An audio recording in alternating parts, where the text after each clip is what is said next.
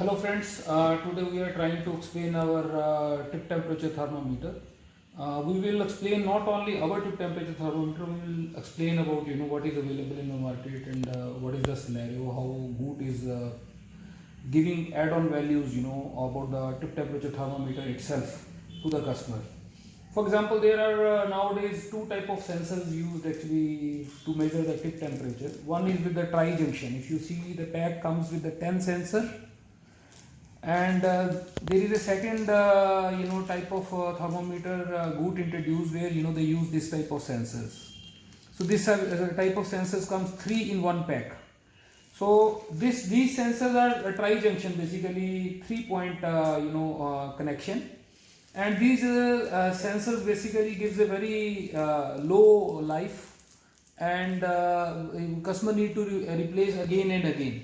And also using these type of sensors, the tip temperature thermometer available in the market, with the even little pressure on the sensor, the temperature goes up and down, so you are not getting the actual reading. Okay, what is the specialty of Goot?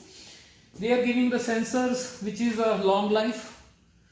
The Goot specify up to 200 readings, but there are customers practically in the market which are using like 300 up to 500 readings, without any error or any problem. Okay, and these sensors actually is not easy to break. These sensors are not easy to break, so hence your consumption for the sensor will go down. Ultimately, consumables are not required much. And the second thing, actually, when we select a tip temperature thermometer, many people they go just because somebody is offering 2000, 3000, 5000 rupees thermometer.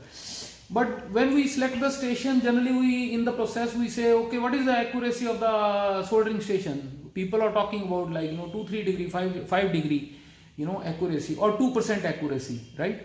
But whereas on the thermometer, when we read, the difference itself is like 23 to 50 degrees centigrade, and the thermometer is coming, so it makes no sense, right? So Goot thermometer is specialized for reading very quick, number one, which will save your time in the process line, and second, actually they are very highly accurate and quick reading instantly.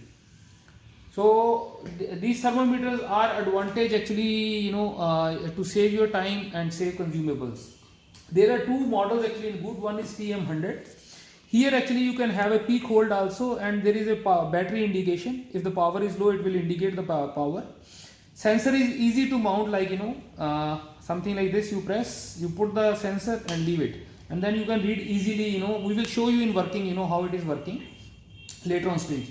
And there is a sensor reset. There you can have a program, like you can say, oh, okay, 400 readings I have done, then it will indicate, okay, now you please replace the sensor. So you can set that counts. The standard count comes around 200 counts. Okay, the sensor actually to a Goot thermometer is two type. One is this type and second is this type. Now if this type of sensor can read up to 500 degrees centigrade, and using this sensor is go up to 700 degrees centigrade with accuracy of 0.5% and plus minus 1 digit.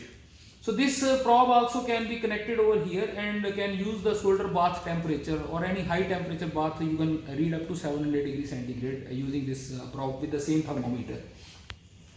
The second type of model is coming like TM200, wherein soldering is considered as one of the major factors. There are three parameters in soldering station people use. One is the tip temperature on the tip, second is leakage voltage on the tip, and third is the ground resistance, station ground resistance on the tip. What is the resistance coming on the tip, leakage coming on the tip, and of course the temperature. All the three parameters can be read in TM200 model. Some people are trying to read the ground resistance using the multimeter. Is not the right way to measure the ground resistance. Okay. Now we will show you shortly the working procedure of our thermometer. Thank you.